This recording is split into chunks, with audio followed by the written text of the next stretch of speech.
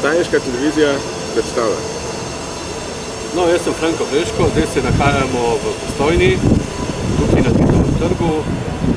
Tukaj smo tudi imeli pred nekaj meseci, oziroma lansko leto, proteste, začetek, tukaj smo se pobili in od tam smo šli proti občini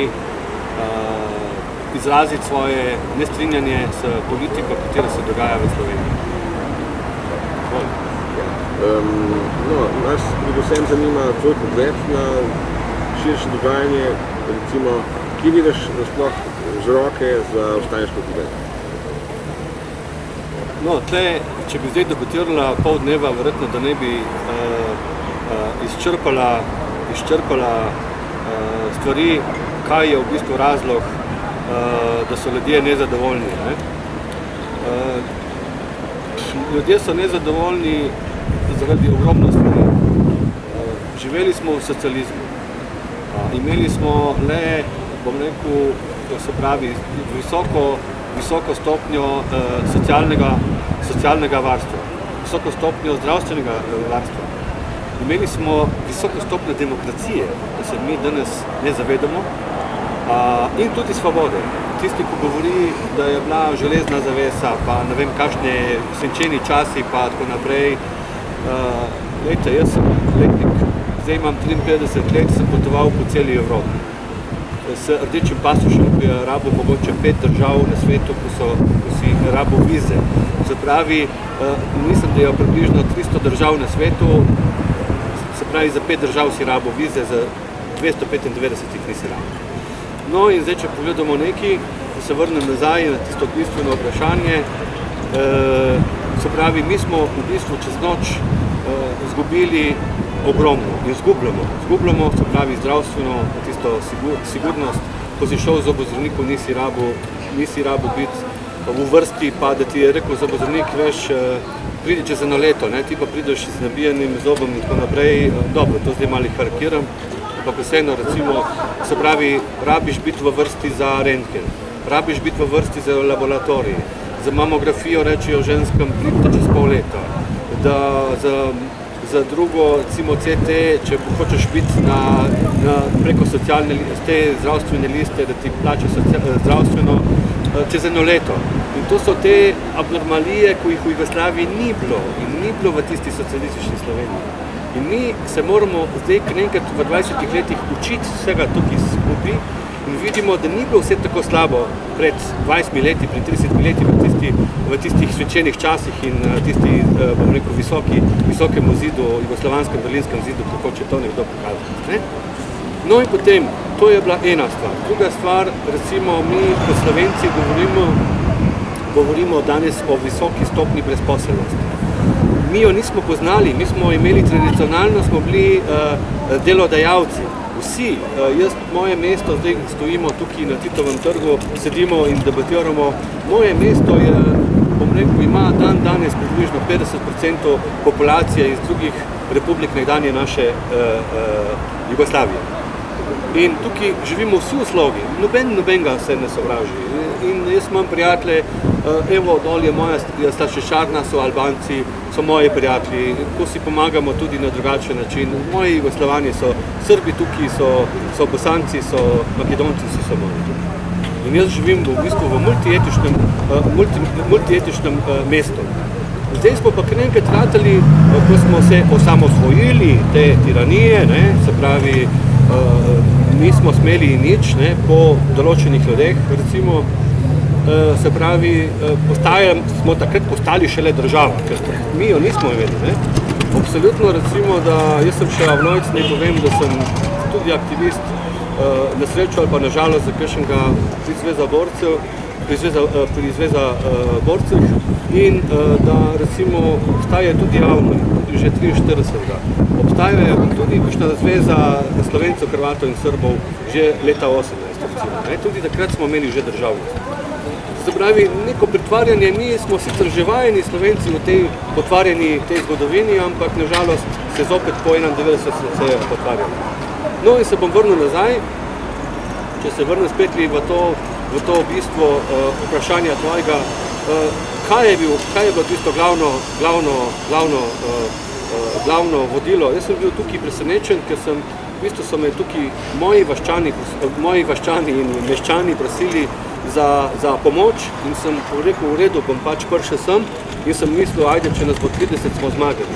Nas je bilo skoraj 200 in tukaj sem bil, bom rekel, srce mi je veselo bilo, ko sem videl, da je bilo preko 50% mladih pod 20 let, bom rekel 25-20, pod 20 let. Ko vidijo očitno, da je to brezizhodno stanje, da ta država se v bistvu, domovina se ne kliče več domovina, ampak se kliče, ne vem, kaj bi rekel, nekaj slabega. Pa mi reči to, dajte mi prišparati me glede tega. In tukaj je v bistvu se lahko vidi eno stvar, ne? Da mladi nimajo prihodnosti v tej naši domovini. Se pravi, ni več posla. Konkretno, se pravi, ni več tiste sigurnosti, kot smo jo imeli, pa ne sanjamo temu. Mislim, te bo kakšen rekel, ja, vi ste bili ne vem kaj napihnjeno. Ja, tem očitno smo imeli svojo državo. Če nekdo govori, da nismo imeli državo, ne?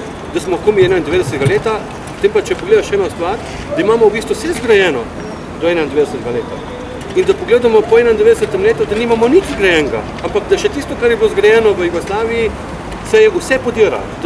Da ta oblast ni sposobna niti pobeliti tisto, kar smo mi imeli do 91. zgrajeno. Oprostite, mene kot 53 let staremu človeku ne more noben beliti glavo in govoriti, kako je bilo vse slabo in kako smo vse imeli nič in da je vse ostalo. Če govorim, da smo imeli komplet infrastrukturo narejeno, da danes zdravstveni domovi propadajo, da bolnice propadajo, ko smo imeli izgrajeno in ko je funkcionirala na ta način, da smo imeli vse zastonj, da nisi rabil dajati za zdravstvo in da se zbira, bom rekel, nesramno za ene plastične štoplice, kaj smo prišli na štoplice zdaj, da bomo nekomu rešili življenje, zato da bo na milost nekomu, če bo zbral 10 štoplicev od jogurtov in od kaladontov, je to žalost.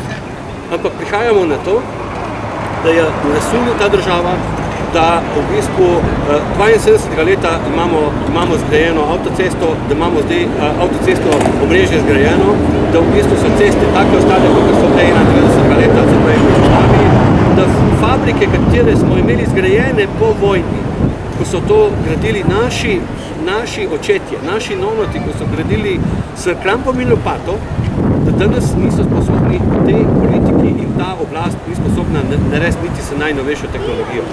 Se pravi, bom konkretiziral, imamo Javor, smo ga imeli v Postojni, Kategorija nad mano še reklama, ki jo ne morejo niti sneti, ker nimajo denarja.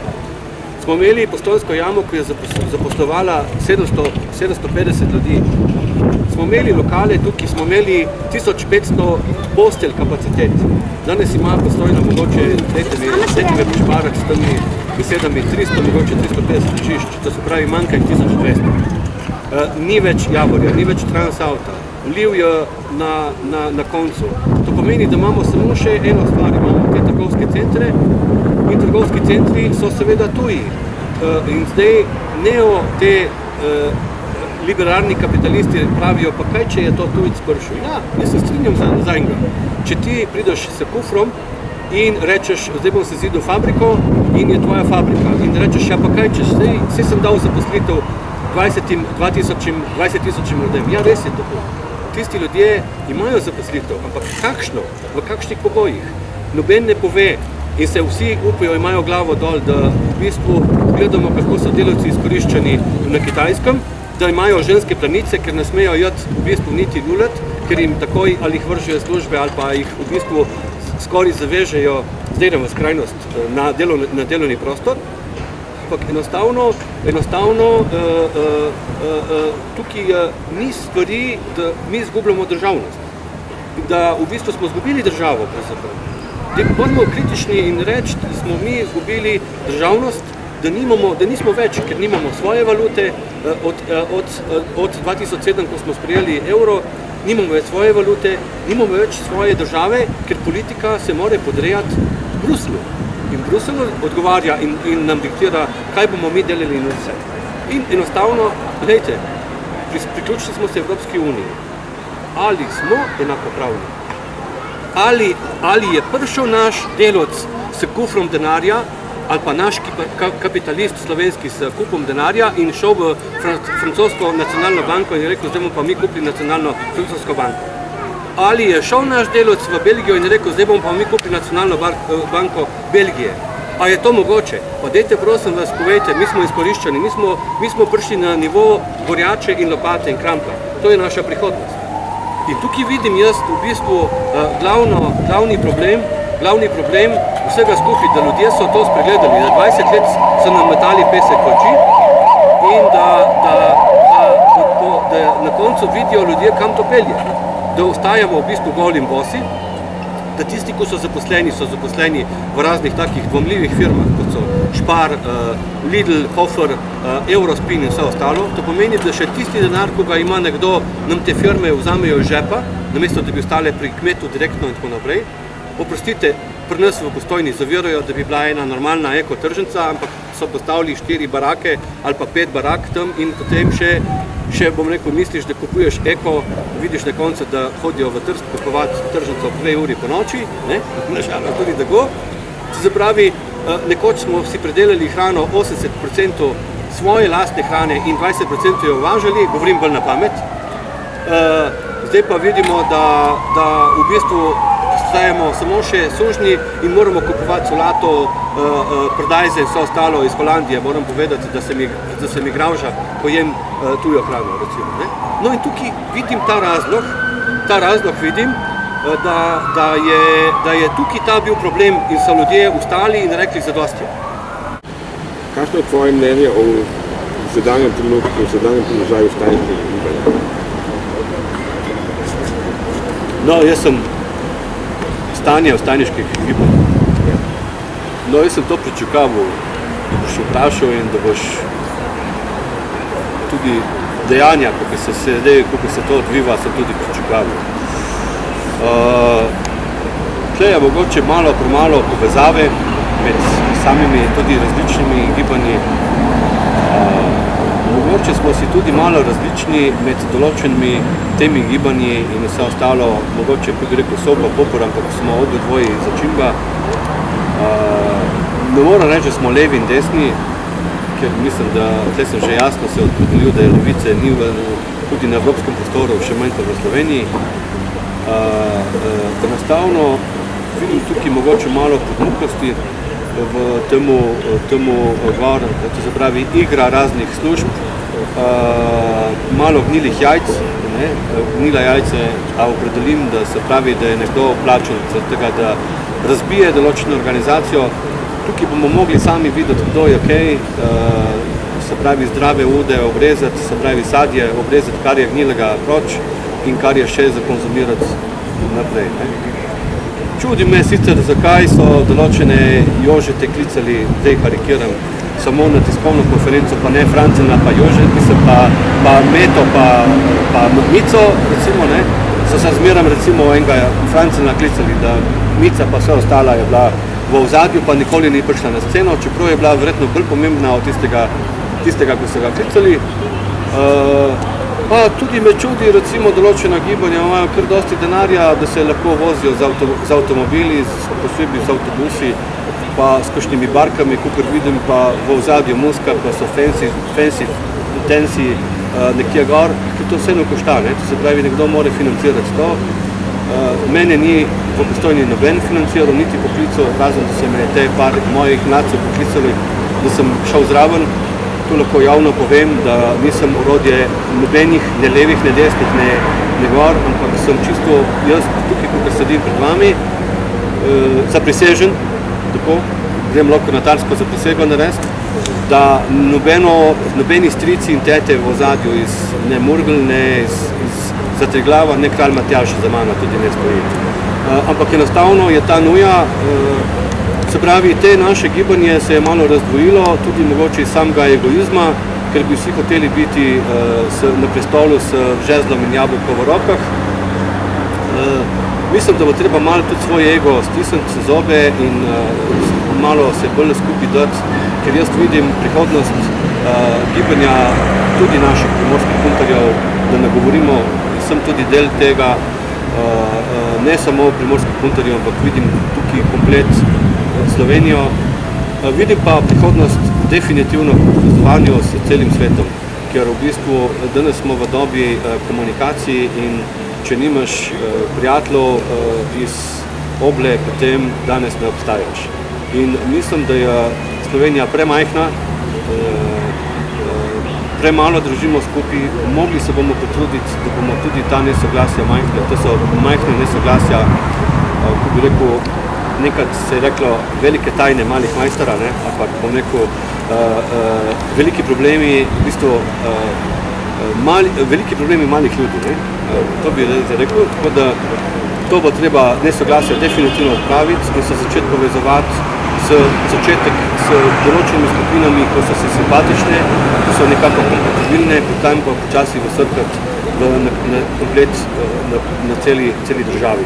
Seveda, normalno, mi definitivno rabimo podporo, mi definitivno rabimo tudi Avstrijce, sosede, rabimo tudi Italijane, rabimo tudi Mađare in Hrvate, absolutno. Vidim pa prihodnost definitivno nekje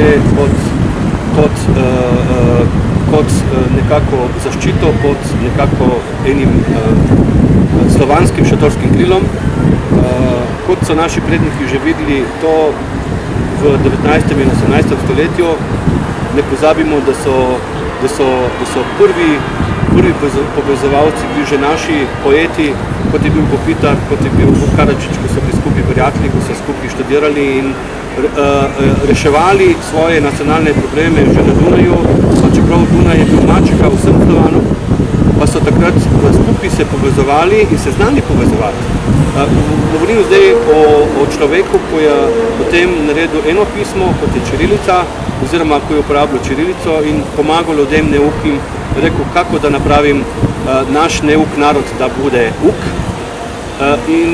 In tudi naš Kopitar in vsi ostali, ko so bili, so znali nekako pomagati našem narodu, ki je bilo težko v 18. stoletju zaradi veliko nemškega nacionalizma,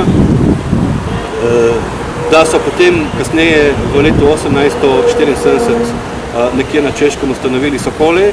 Sokoli so bili le, bom rekel, ena taka športna organizacija, ko ni bila samo športna, ampak je združevala Slovane skupaj, ker miselnost je bila Slovani ujedinjeni v eno skupno deželo, ko bojo imeli, ko bo to ena velika organizacija, ki bo ščitila slovanstvo. In verjamem, da je tudi danes ena ista podobna situacija, kot je 19. stoletje, da preti nam velika nevarnost in to večja, kot si mi predstavljamo, da v bistvu, če bo tako šlo naprej, da v 30-50 letih ne bo ne Slovanov, ne Srbov, ne Slovencev, ne Hrvatov, pa bo prevladoval samo še kapital, mogoče nekih velikih jezikov evropskih, ki so danes. In mi smo premajhni, da bi se lahko izolirali, čeprav nas skuša kapital, pa z določenimi psihopatskimi bolniki, političnimi bolniki nas kregajo s drugimi narodi, posebej še, bom rekel, slovanskimi brati. Vidim povezavo pretežno s slovanskimi deželami, to je naša prihodnost. Absolutno bom pa rekel eno stvar, da nisem germanofob, nisem latinofob, sem pa realist. In prvo bom rekel, da moramo biti slovanofili, potem pa šele iskati tudi zaveznike v Italiji, v Avstriji, v Nemčiji, v svetu, v Afriki in vse ostalo.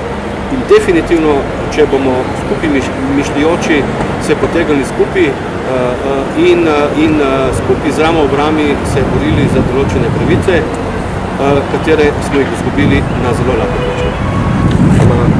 Ama narava tudi, ali pa zdravje, ali pa recimo pravica do samozdravljenja, tudi kakšno vlogo v vstajniškem življenju? To je temelj. To je temelj, ko se govori danes o prodaji vode, ko se govori o prepovedi gojenja sadja in zelenjave na vrtu, se mi zdi to absurd. To pomeni, da mi nismo več svobodni, mi smo sužnji, mi postajamo sužnji. Pa dajmo se biti nejasnim, da to je realnost. Da če ti nekdo diktira, da je lipa, gor cvet lipe, da bo ti lahko samo zdravnik napisal, da lahko kamilico si skuhaš ali si ne moreš, ali tako naprej, to je konc svobode. ali da ti ne smeš izbirati kapnico, ker moraš imeti vodovod in da te nekdo pokasira. To je konc svobode. To se pravi, mi smo sužnji, mi postajamo sužnji, dajmo si biti to nejasno, da to je suženstvo. In da recimo, da en delavc ne more ostati, da bi šel luljati in da bi šel na veliko ali pa malo potrebo, na veliko Bog ne daj. Razumeš? To se pravi, tu je konc. Mi in da govorimo, to je povezano z ekologijo. To se pravi, govorimo o solati. Govorimo o solati, ker je vsak Slovenc, je to del hrane, ki je vsak dan na krožniku. Vprašanje, kakšno solato mi jemo. Vprašanje, kakšne pardajze mi jemo. Vprašanje, kakšne semena mi dobivamo. Vprašanje, kaj bomo mi dobivali solato čez 10 let, čez 20 let. To se pravi, mi postajamo sužnji. To se pravi, mi bomo imeli pravico, oziroma ne pravico, dolžnost delati in plačati državo. Se pravi, država ne bomo več mi, ampak bo država, ko bo diktirala nekdo drugi, že nam diktirajo iz kakšne druge države. In v bistvu zdravila, absolutno ne verjamem več v zdravila, tisto, kar nam prodajajo, verjetno prej se lahko vprašamo, da je strup, kar pa zdravilo, in v vodo tudi ne verjamem več. Govori se o onesnaženju zraka, o raznih posebnih ukrepih nekih velikih sil in ne verjamem več v to, se pravi, verjamem v to, da nam delajo, verjamem v to, da nas programirajo in če se tukaj ne bomo oprli, potem lahko rečem, dragi Slovenci, dragi narod, se pravi, nasvidenje, srečno pot in vidimo se v drugi vojni. Kako naprej? Veš, imamo možnost, recimo, kaj se ti zdi, ne? Imamo možnost preko političnih strank, preko neke nove, mogoče vstajniške politične stranke, dosež te spremembe, ki si jih želimo. Ali kako, ne? No, jaz sem tukaj zelo dosti razmišljal o tem, ker v bistvu obstoječe stranke se nas hteli napeljati na led in nas upeljati v igro drugih strank. Zdaj točno vemo eno stvar, mislim, dajmo se nekaj slapariti, dajmo se nekaj sprenevedati. Vsi politiki, kar jih je v parlamentu danes, 25% so plačenci raznih korporacij, raznih Bruslov, raznih bančnih mafij. Dajte me zapreti, bom bil zelo vesel, tisto, kar povem in ne bom rekel drugače.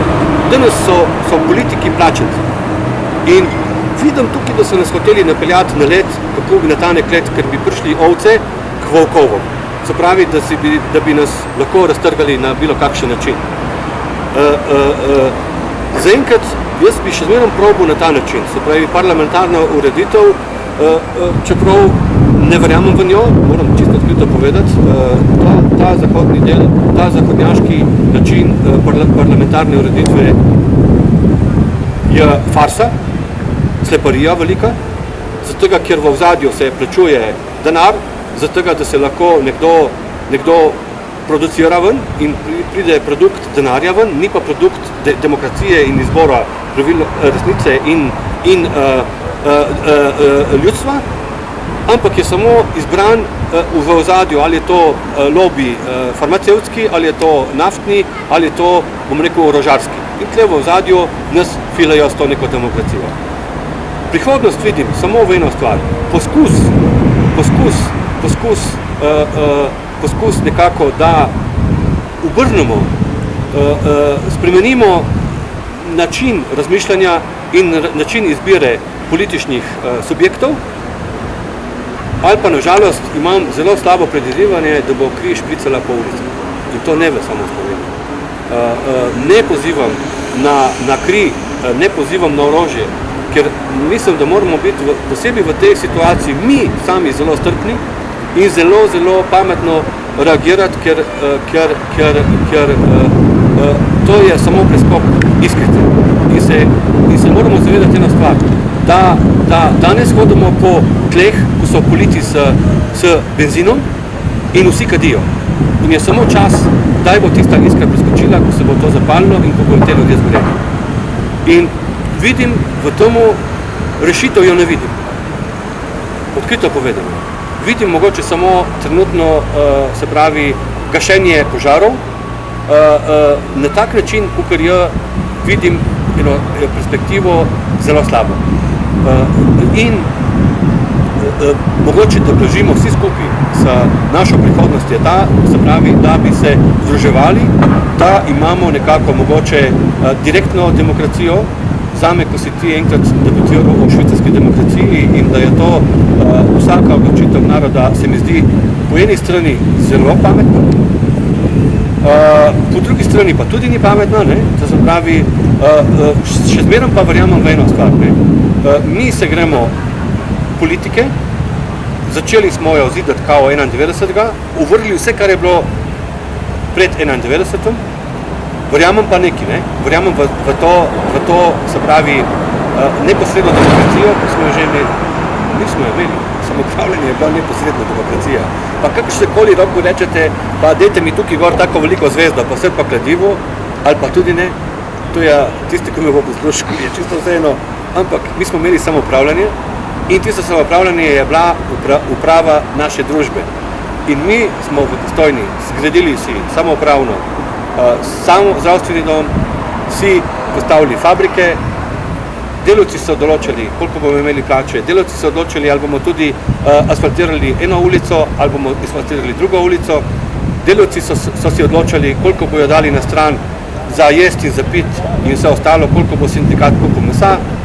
In glejte, jaz v prihodnosti vidim samo eno stvar, se pravi samoupravljanje, pa kličite ga neposredna demokracija, kličete ga demokracija, kakorkoli, vidim, se pravi, ni naključje bilo, da so že v času Jugoslavije skandinavske države imele veliko študijo o jugoslovanskem samoupravljanju, ko so ga danes uveljavili, mi smo ga pa zavrnili, zato ker kar je dešalo, se pravi, po socializmu, oziroma vse je moglo biti nič in je moglo se ovrniti.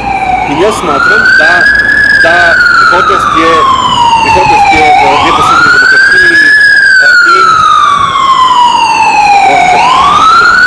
prihodnost je v neposredni demokraciji, povezovanju ljudi in če bo neposredna demokracija, smo svobodni.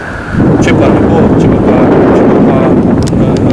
kapital prevladal, ne da če bo kapital, ko je prevladal, se pravi, če bomo to dopustili še naprej, lahko samo si vsak zbere svoj kotiček in če bo zakopan, lahko bo srečen, ker tudi tega denarja je bilo.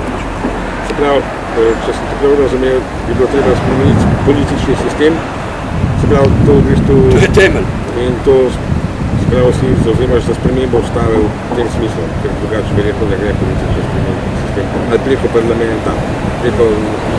Jaz vidim zdaj eno stvar, ne? Se pravi, dajmo vedeti, da noben sistem, razen, bom rekel tako, ne? Socializem je bil spremenjen po mirni poti. Zdaj, koliko so bili to plačeni ljudje in koliko niso bili plačeni ljudje, jaz smatram, da so vsi plačenci, ko so predali oblast preko denarja, v bistvu mi nismo predali oblast socializma v neko državo, ki bi delala naprej za ljudi. Socializem je bil, govorimo, da sem stalno se govorimo o komunizmu.